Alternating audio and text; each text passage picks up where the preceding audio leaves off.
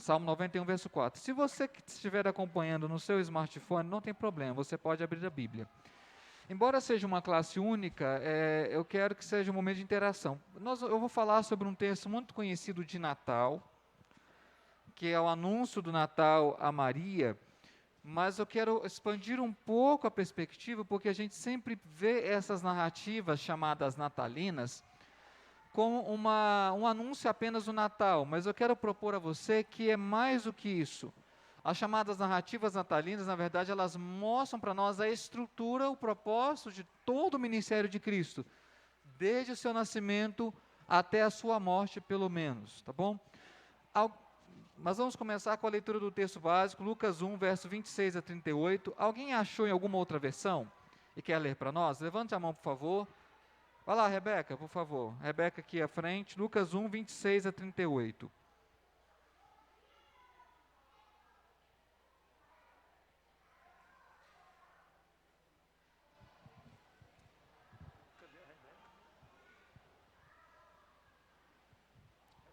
A Rebeca aqui, ó. Versão Palavra Viva. Manda ver. No 6º mês, Deus enviou o anjo Gabriel a Nazaré, uma cidade da Galiléia, a uma virgem chamada Maria, prometida em casamento a um homem chamado José, descendente do rei Davi. Gabriel apareceu a ela e disse: Alegre-se, jovem agraciada, o Senhor está com você. Muito perturbada com essas palavras, Maria tentava imaginar o que o anjo quis dizer. Mas o anjo lhe disse: Não tenha medo, Maria, porque Deus resolveu abençoá-la maravilhosamente. Muito em breve você ficará grávida, dará à luz a um menino e lhe dará o nome de Jesus. Ele será muito importante e será chamado de Filho do Deus Altíssimo. E o Senhor Deus lhe dará o trono do seu antepassado Davi. E ele reinará sobre o povo de Jacó para sempre, e o seu reino nunca acabará. Maria perguntou ao anjo: Mas como posso ter um filho? Eu sou uma virgem. O anjo respondeu: O Espírito Santo virá sobre você e o poder do Altíssimo a cobrirá com a sua sombra. Por isso a criança que vai nascer de você será chamada de Santo e Filho de Deus.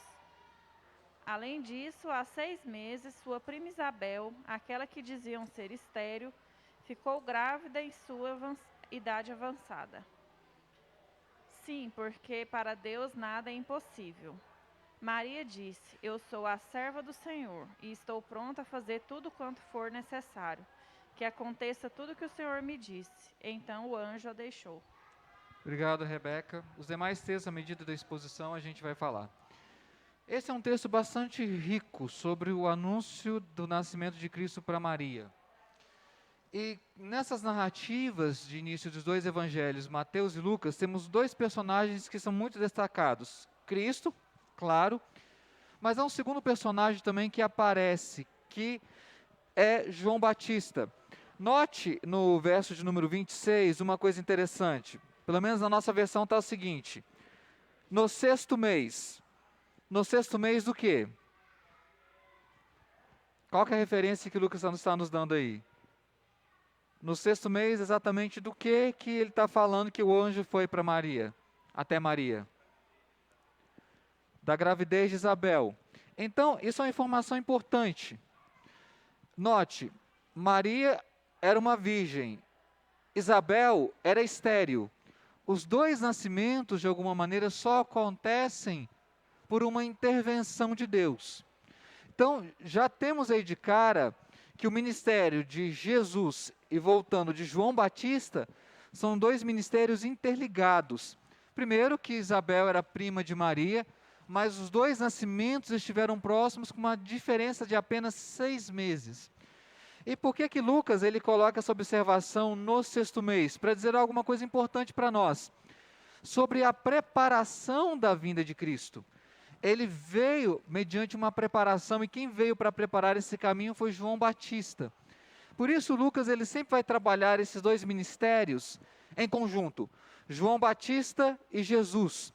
E é só, nosso foco não é o ministério de João Batista, mas só alguns detalhes sobre o ministério de João Batista. Por exemplo, o ministério de João Batista, ele não teve nenhum milagre.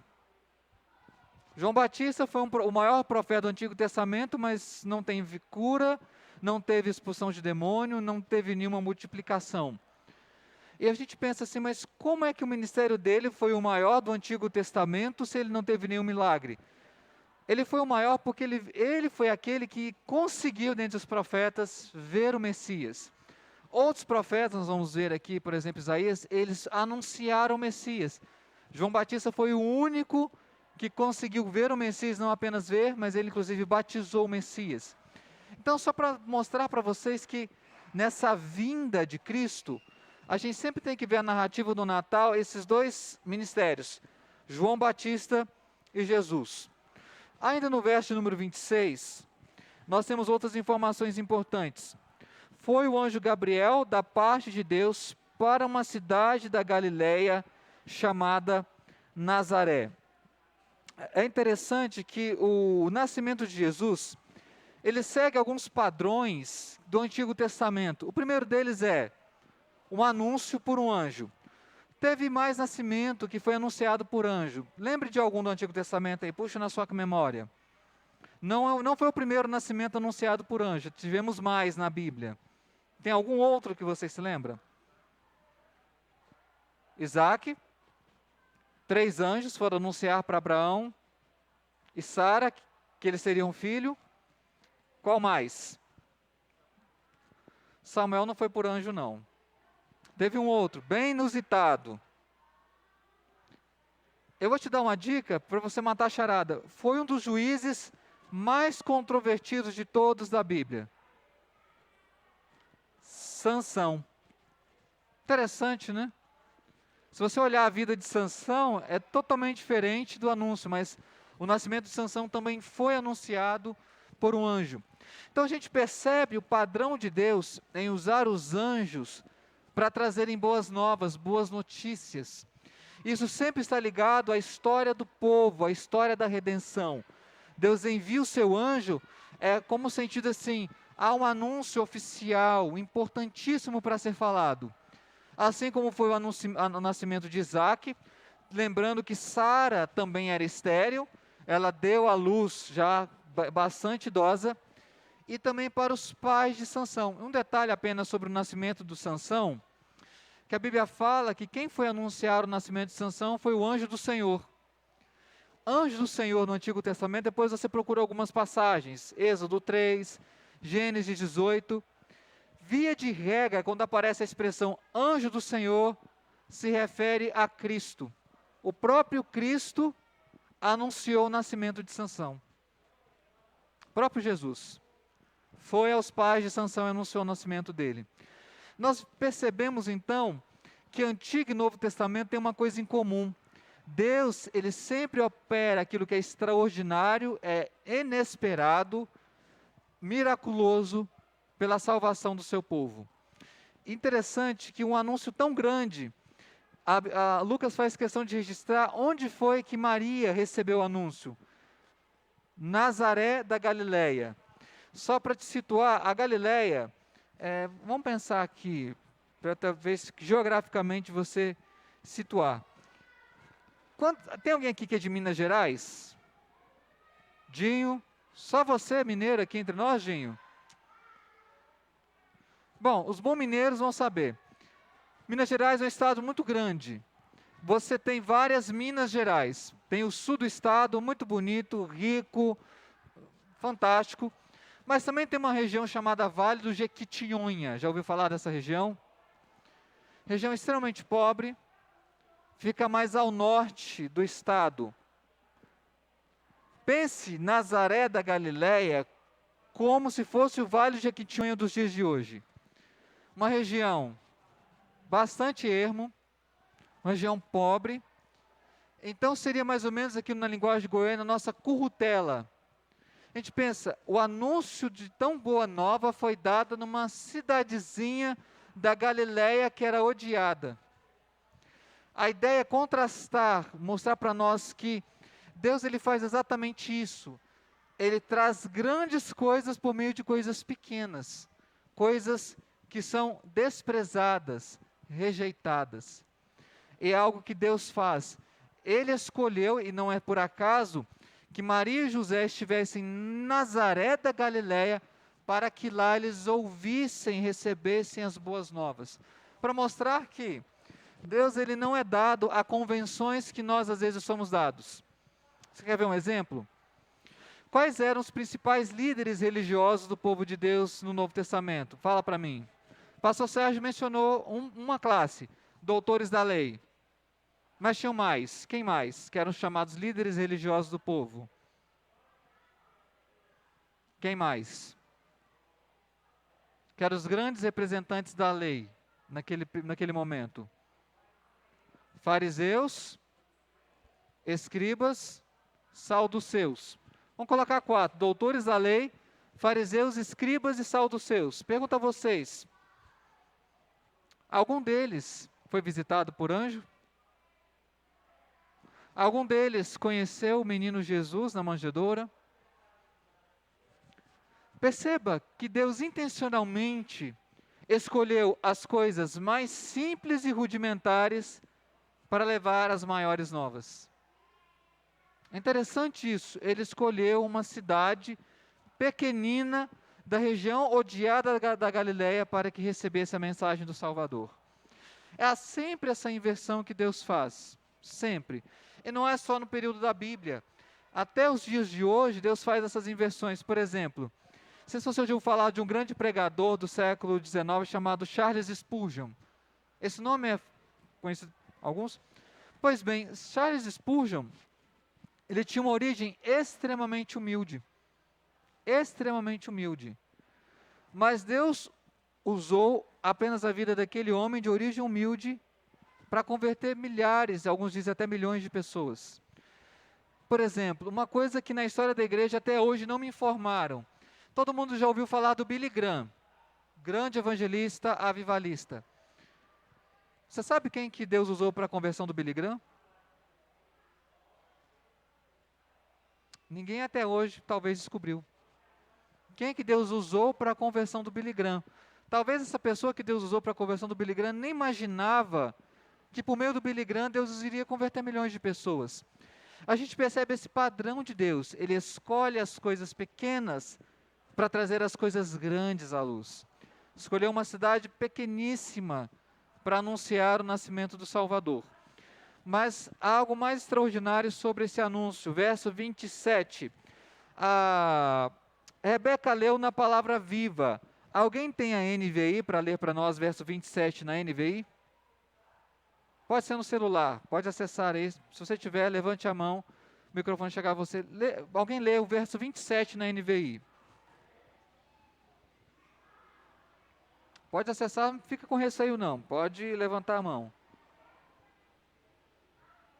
Ninguém tem NVI no celular? Ah, está aqui.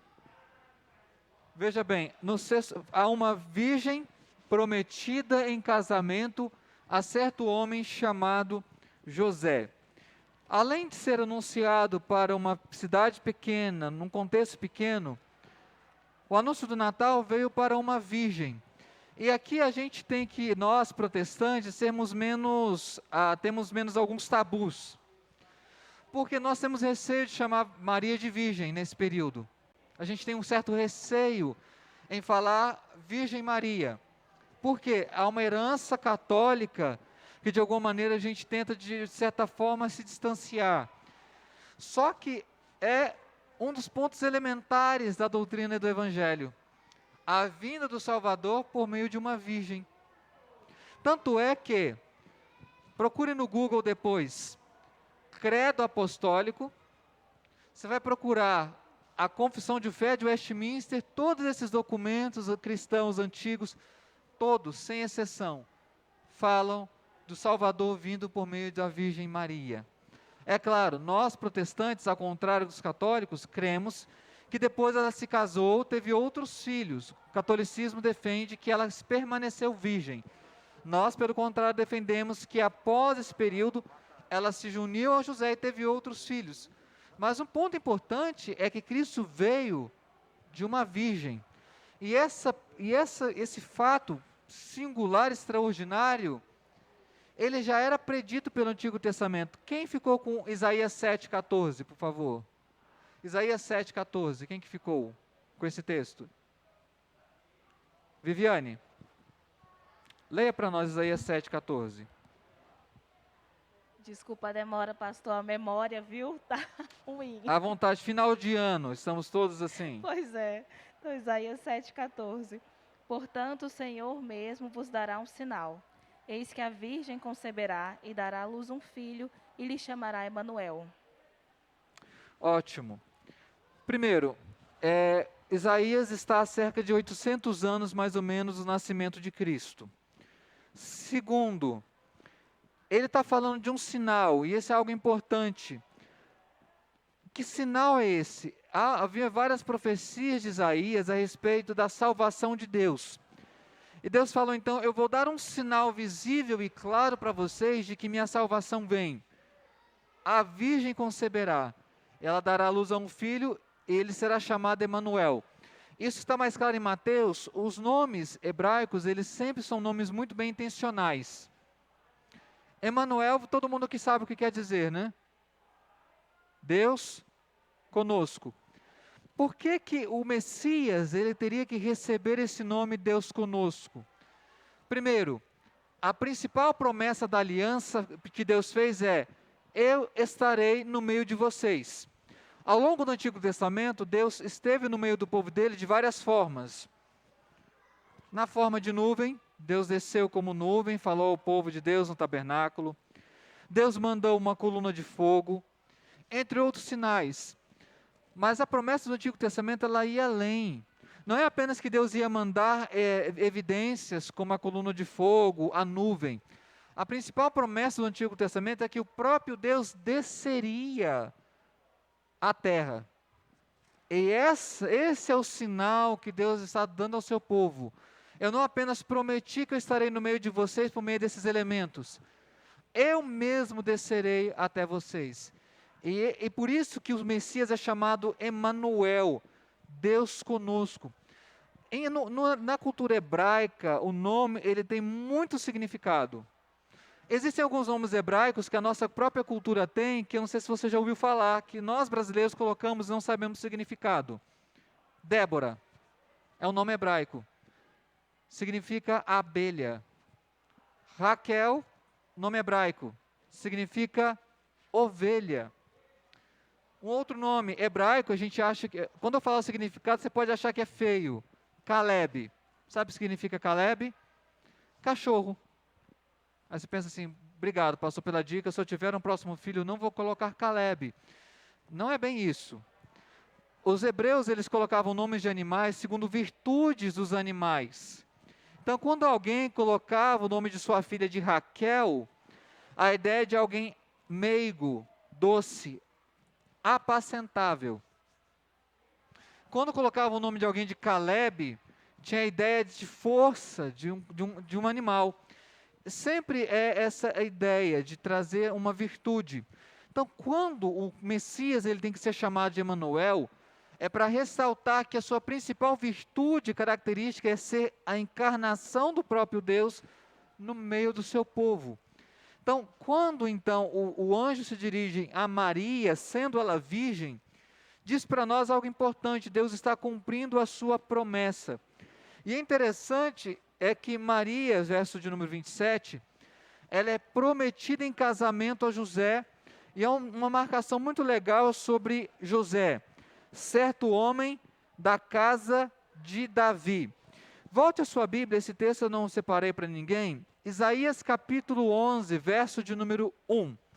Alguém abra, por favor, Isaías 11, 1 e leia para nós. Isaías 11, 1. Vai lá, João Gontijo. Depois, o Renato, que ficou segundo Samuel 7, 13 e 14, vai ler para nós. Do trono de Jessé sairá um rebento, e das suas raízes um renovo. Quem é Jessé? É o pai de Davi. Essa também é uma profecia messiânica. A cultura hebraica era uma cultura extremamente voltada para a agricultura. Quando a Bíblia fala do tronco sairá um rebento, ou seja, do tronco sairá um galho, a linguagem bíblica é dizendo o seguinte: Deus ele vai sustentar essa linhagem de Davi para que desse tronco saia o Messias. E a história do Antigo Testamento, entre outras coisas, é a história de Deus sustentando esse povo. Tem uma história que eu gosto bastante do Antigo Testamento, ela daria um bom filme. A Record, eu acho que ainda não fez uma novela sobre essa cena, sobre o Joiada que preserva. Qual que é o nome do menino, gente? Agora. Viviane, não é só você não, tá? Deu branco aqui. Eu vou contar a história, quem lembrar o nome do menino vai me ajudar aqui. Havia uma... Joás. Obrigado, Gleice. Por isso que a gente tem que contar com a ajuda dos nossos universitários. Houve um período em que toda a dinastia foi morta. Todos a descendência de Davi. Um sacerdote chamado Joiada, ele escondeu o último descendente de Davi chamado Joás, porque havia uma rainha chamada Atalia, que ela queria acabar com toda a linhagem de Davi. O sacerdote então esconde Joás por cerca de 8 anos, 6 a 8 anos, como última linhagem de Davi. Se Joás fosse morto, acabaria a promessa de Deus. Ou seja, se a gente pudesse falar em uma linguagem mais vulgar, a promessa esteve a um triz. Era o último descendente de Davi. Daria uma excelente novela da Record. Para quem gosta de novela da Record, mas a Record ainda talvez não fez. Até que depois, quando ele completou 8 anos, Joiada revelou, olha, não foram todos mortos, há um último descendente de Davi, Joás.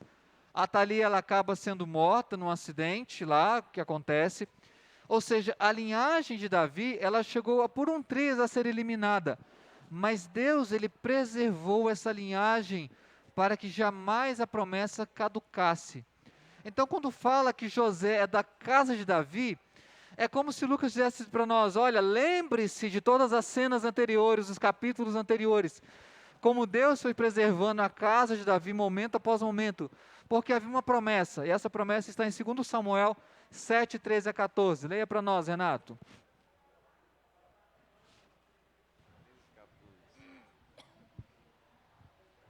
Este edificará uma casa ao meu nome, e eu estabelecerei para sempre o trono do seu reino.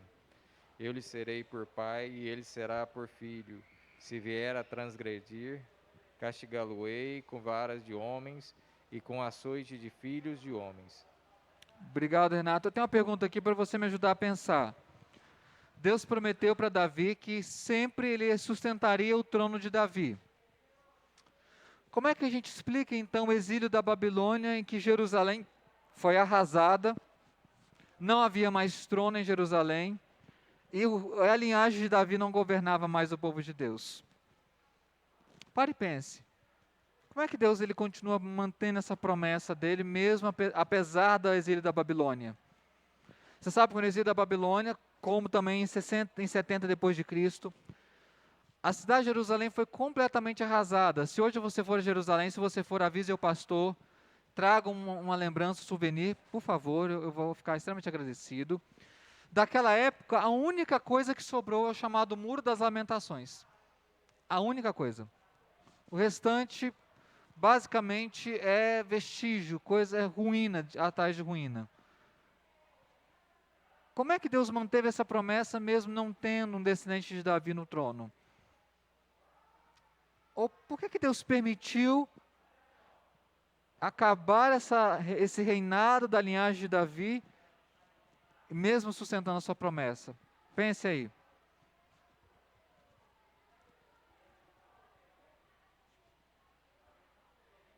Tem alguma pista? Alguma dica? Manteve a linhagem, primeiro ponto. Excelente, Edu. O que mais?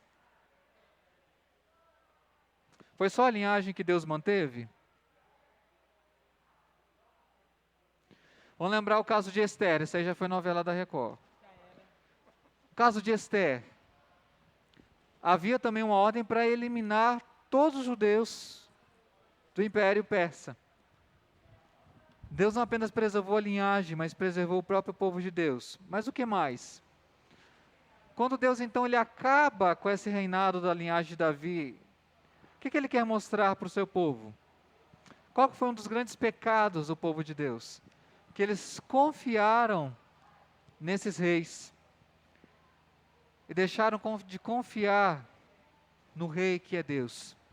Eles colocaram a sua confiança na segurança da linhagem de Davi e se esqueceram que, na verdade, eles tinham que confiar na promessa de um rei.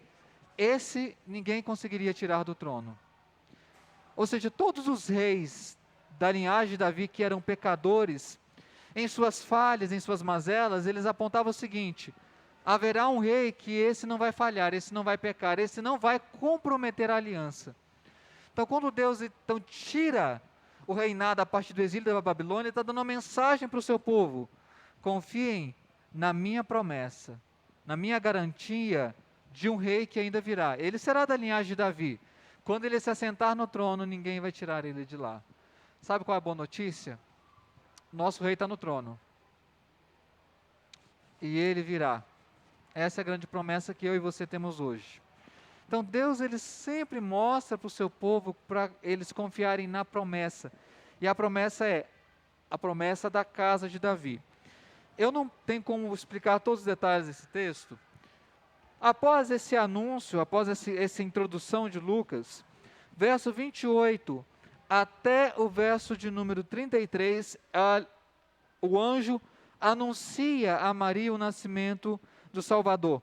Mas como nós não vamos entrar em todos os detalhes, apenas alguns detalhes importantes que eu queria chamar a sua atenção. O primeiro detalhe está no verso de número 32, que diz assim, pelo menos a nossa versão, eu vou ler para você. Este será grande e será chamado Filho do Altíssimo. Deus, o Senhor, lhe dará o trono de Davi, seu pai. Verso 33 também.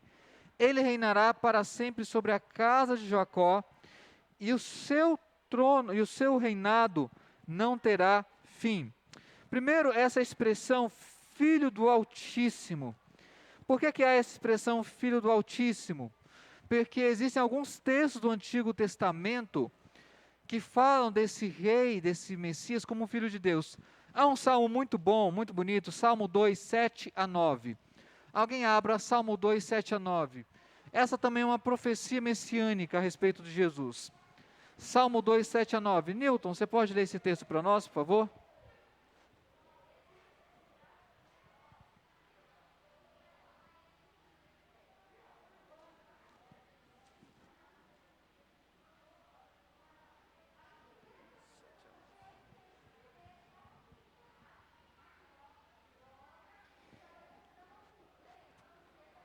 Proclamarei o decreto do Senhor.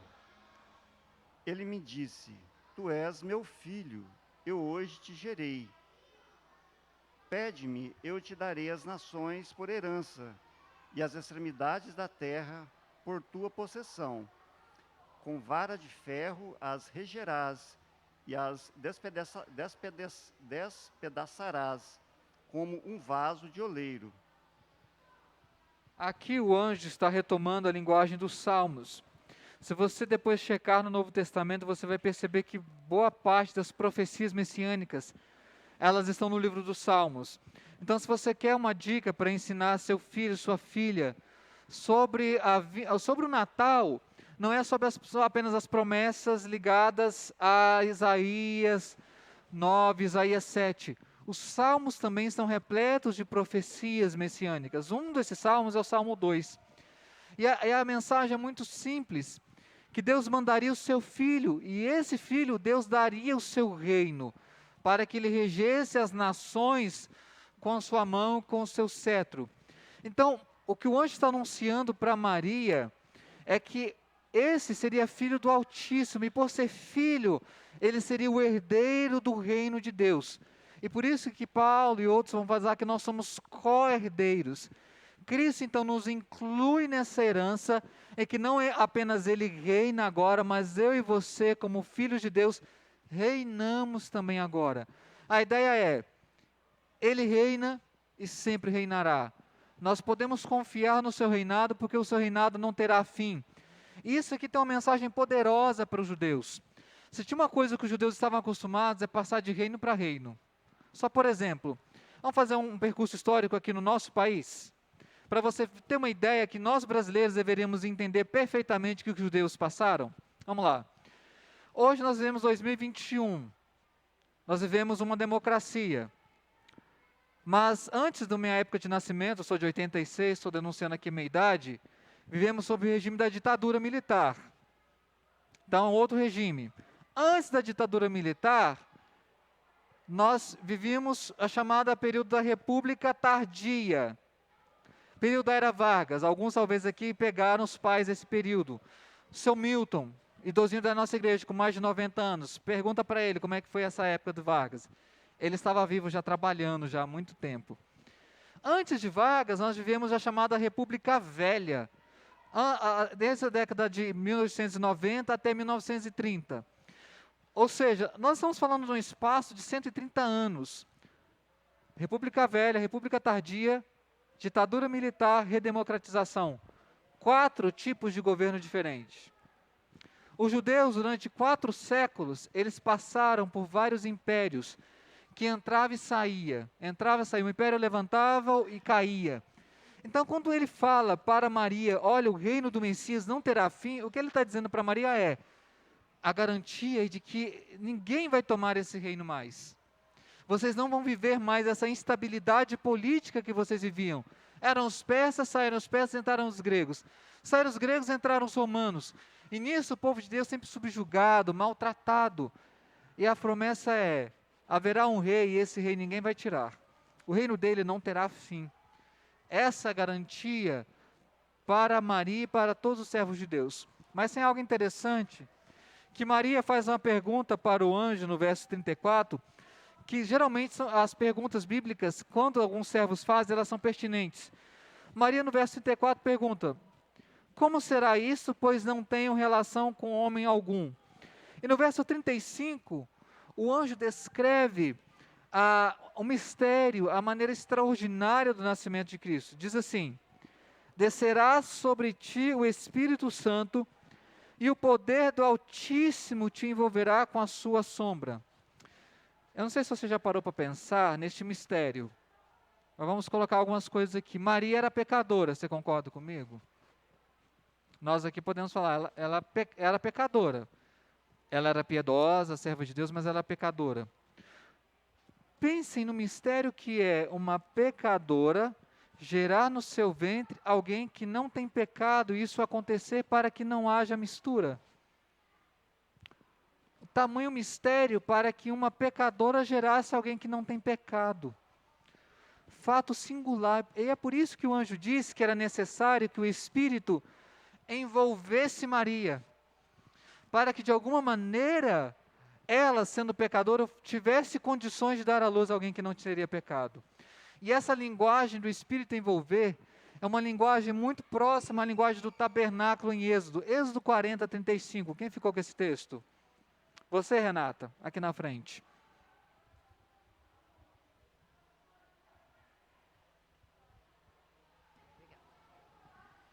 Êxodo 40, 35. Moisés não podia entrar na tenda da congregação, porque a nuvem permanecia sobre ela, e a glória do Senhor enchia o tabernáculo. A linguagem para a glória encher, estar em volta no tabernáculo, é a mesma linguagem que o anjo diz para Maria. Que Deus a cercou e a cobriu de tal forma que fosse possível o nascimento de Cristo. E esse foi um mistério sobre o qual teólogos debateram-se na história da igreja. E a nossa resposta simples é, o que nasceu de Maria é perfeitamente santo, ela não, mas o que nasceu dela é. E como isso foi possível? Pelo poder do Espírito do Senhor. O Espírito de tal maneira envolveu Maria para que nela fosse gerado Cristo. É claro, a gente chama essa questão do nascimento virginal de Jesus um mistério, porque cientificamente a gente não tem como explicar como isso aconteceu. Não tem como. Não é por meios científicos, pela materialidade que se explica o nascimento do Salvador. ele é explicado por meios sobrenaturais. E essa é a grandiosidade do Natal. Que o Natal em si ele é sobrenatural porque não existe possibilidade de acontecer como aconteceu por vias normais. E é por isso que o Espírito Santo intervém ao redor de Maria para que Cristo nascesse perfeitamente santo, nascendo de uma pecadora como era Maria, serva de Deus, piedosa, mas pecadora.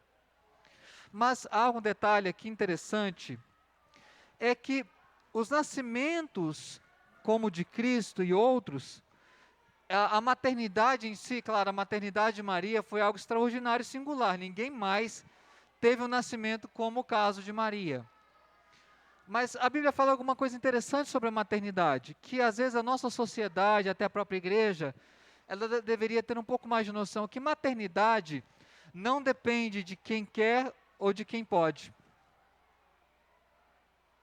Ah, não, pastor, como assim?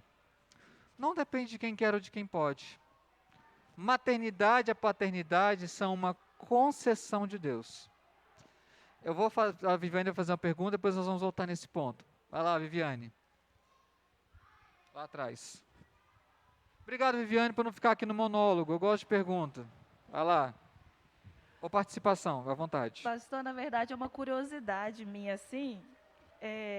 Aqui nesse texto de Êxodo, que você disse que dá para comparar, a nuvem do Espírito era bem perceptível, né? Então o povo via isso, né? Eles agiam de acordo com o que eles estavam vendo ali daquela nuvem que era o Espírito Santo.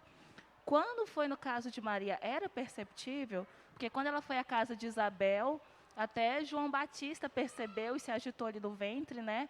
Mas eu fico pensando isso ao longo da gestação, se foi perceptível, porque quando Jesus foi nascer, alguém percebeu isso, porque ninguém dava lugar, né? Se alguém visse algo de diferente em Maria, talvez tivesse dado, assim, é uma curiosidade. Dava para perceber isso? Boa pergunta, excelente pergunta, Viviane. A Bíblia ela não trata diretamente disso. O que a gente entende por alguns textos, como esse que você mencionou, de João Batista, trevendo no ventre de Isabel, é que aqueles crentes que tinham as promessas do Antigo Testamento no coração, para eles isso era visível. Eles sabiam do que se tratava. Eles tinham noção de que era completamente singular o que estava acontecendo ali. E é interessante essa questão de João Batista tremer no ventre de Isabel, porque é algo extremamente inusitado, Lucas, fazer esse registro, porque o nascimento de João Batista também foi extraordinário, que a sua mãe era estéril. Por isso que eu, voltando ao ponto, a maternidade é uma concessão. Ela não podia ter filhos, e Deus concede filhos. Ou seja, não depende da pessoa querer, mas depende de Deus dar. E Deus dá a quem Ele quer, quando Ele quer, da forma que Ele quer. Você já parou para pensar nisso? Maternidade e paternidade é uma concessão de Deus. Ela não tem como você estabelecer um limite falando assim, aquela pessoa nunca vai ter ou ela sempre vai ter filhos. Depende de Deus. E eu vejo assim, às vezes, a nossa própria a igreja assimilando a sociedade, o padrão de 2 filhos, como se fosse um padrão ideal, e não entender que às vezes tem casais que vão ter um filho só. Casais que vão ter 4. Casais que não vão ter nenhum filho. Aí você pensa, é o casal que quer, eles desejam programaram? Eles podem ter programado, mas é Deus que concede. Na Bíblia funciona o seguinte, a estéril, Deus dá, às vezes algumas estéreis, para elas darem à luz. Para outras pessoas, Deus não dá. Tem o caso, não sei se uma esposa de Davi, você já leu essa passagem na Bíblia, salvo engano, o nome dela era Mical, ela era filha de Saul, salvo engano. Ela não teve filho de Davi. E a Bíblia coloca uma marcação que como aquilo fosse Deus, não deixou ela ter filhos. No caso de Isabel, é um caso muito parecido com o caso que Paulo mencionou, o caso de Samuel. Ana também era estéril, não podia ter filhos, e a Bíblia fala que o próprio Deus tinha fechado o seu ventre. O próprio Deus não permitiu que ela tivesse filho antes. Ela ora a Deus e Deus dá Samuel. E o detalhe, Deus não deu apenas Samuel, deu vários outros filhos. Deus realmente abriu o ventre de Ana. O que a Bíblia mostra para nós aqui é que essa maternidade ela é uma concessão. É Deus que dá e Deus que deixa de dar a quem Ele quer. Portanto, uma dica para você, e eu falo assim como pastor, muito cuidado com os casais jovens. Quando a gente de boa intenção fala assim, e aí, quando que vem um bebê, quando vai ter um filho? Porque pode ser que eles já estão tentando, eles não conseguem. Não é que eles não querem, eles não tiveram ainda. Para alguns casais isso é extremamente doloroso, gente. Sério, é extremamente doloroso. Eu sei que às vezes a gente fala na melhor das intenções, mas às vezes as pessoas se sentem cobradas. E a gente não tem que se cobrar. Eu quero até falar para as mulheres. Eu sei que a sociedade cobra muito, dizendo assim que a mulher ela só é mulher plena com marido e com filhos. Isso é um engano. Casamento é uma bênção.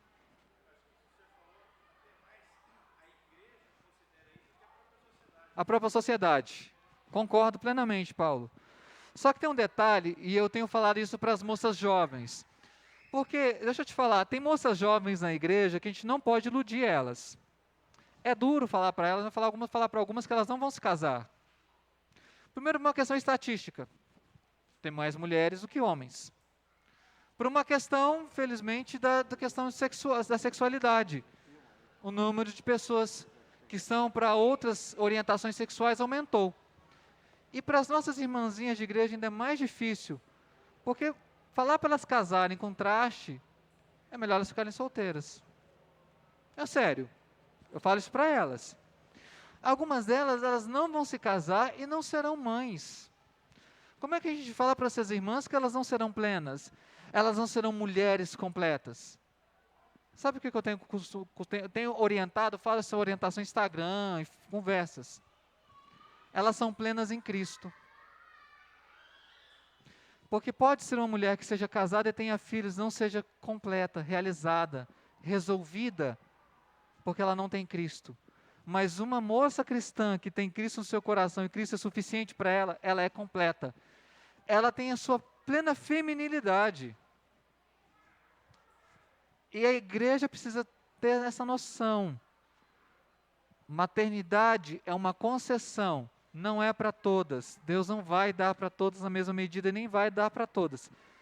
E a mulher, ela não precisa ser mãe para ser completa. Ela é completa em Cristo, porque Ele preenche as nossas vidas. Ele preenche as nossas vidas. São alguns detalhes que eu fico pensando, sabe, sobre esse assunto. E esse é um dilema para as nossas irmãs jovens solteiras, tá? Esse é um dilema para elas. A gente não pode minimizar. É um dilema muito duro para elas, lidar com isso. E até isso ser bem resolvido no coração, elas passam por muitas lutas e muitas crises. Porque tem a cobrança da família, a cobrança da sociedade, a cobrança da igreja. Aí, coitadas, elas ficam perdidas. Então, o ponto é mostrar que a maternidade é uma concessão. Verso 37, porque para Deus é que não há impossível. Ele faz uma virgem desposada ser mãe, Ele faz uma estéril ser mãe. É Deus que faz isso, para Ele não há impossível. É Deus mostrando o poder dEle. Então, o Natal, ele é uma mensagem não apenas do nascimento de Cristo, mas de tudo que Ele faz mediante o impossível. Tá? Eu queria fechar, eu sei que já estamos no avançado nosso horário, faltam 4 minutos para o nosso horário. Verso de número 38. Então disse Maria, aqui está a serva do Senhor, que se cumpra em mim conforme a tua palavra, e o anjo se ausentou dela. O que eu acho interessante de Maria, é que nós protestantes temos meio que uma dificuldade em falar muito da figura de Maria, por toda a herança católica que a nossa sociedade tem. Mas a Bíblia mostra ela exatamente como uma serva submissa. Não apenas aqui, quando Cristo ela recebe o anúncio, mas João 2,5 tem uma outra passagem muito interessante sobre o que Maria diz. Quem ficou com esse texto, João 2,5? Kathleen, leia para nós.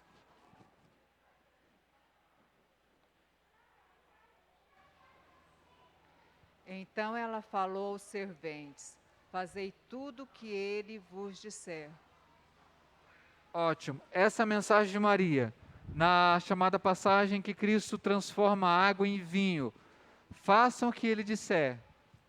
Um outro texto também, não sei se você já parou para pensar na crucificação de Jesus, não sei se você lembra desse detalhe. Como Cristo era o primogênito, então o cuidado com os pais era a responsabilidade do primogênito. Só que Cristo estava sendo sacrificado. O que Cristo faz? Confia Maria a João. E ela então passa a ser cuidada pelo discípulo amado. Você já sabia desse detalhe. Maria, ela passa então a ser essa responsabilidade de João. Ou seja, por mais que a gente tenha certo tabu em falar de Maria, a Bíblia mostra ela como uma serva submissa. Uma mulher que se submeteu à vontade de Deus. De maneira pronta, de maneira resoluta. E sabe o que é muito bacana de falar dessa passagem? É quanto que Lucas fala das mulheres. É o evangelho das mulheres, sem brincadeira. Lucas é o autor que mais fala das mulheres no Novo Testamento. A começar pelas passagens de Natal. Você tem aqui passagem sobre Maria, você tem o cântico de Maria, você tem o cântico de Ana, pelo menos Isabel, 3 mulheres já de cara no evangelho. O evangelho de Lucas é o evangelho que mostra para nós que Deus faz a sua vontade, e um dos instrumentos da sua vontade são as mulheres. Então eu quero dizer para vocês, a ala feminina da nossa igreja, que vocês têm certamente um lugar muito especial no plano de Deus, na obra dele. Não estou aqui desmerecendo os homens, não. Mas é para ressaltar que o evangelho é o evangelho também das mulheres. E uma coisa que eu tenho falado quando pude falar para o pessoal mais da linha feminista radical, é que o cristianismo ele não é machista. O cristianismo, não estou falando dos cristãos, mas o cristianismo ele não tem uma linha machista, porque o evangelho é o evangelho que ele é anunciado, ele é crido por mulheres. Elas têm um espaço dentro do plano da salvação de Deus. Tanto é que Mateus fala de algumas mulheres que fazem parte da linhagem de Jesus. Por exemplo, fale para mim o nome delas. Raabe, Ruth, tem uma terceira. De passado também questionável, mas faz parte do plano de Deus. A mãe de Salomão, Batseba. Raabe era uma prostituta de Jericó, anexada à linhagem de Jesus. Ruth era moabita, ou seja, não era judia, não era do povo de Deus, anexada ao povo de Deus. E Batseba era casada com um hitita, então ela era considerada hitita, anexada ao povo de Deus. 3 mulheres consideradas estrangeiras, anexadas ao povo de Deus. Na genealogia de Jesus, detalhe, nas genealogias não se colocavam mulheres, mas nos evangelhos elas estão lá. Ou seja, é só para mostrar para você a beleza desses detalhes sobre o Natal.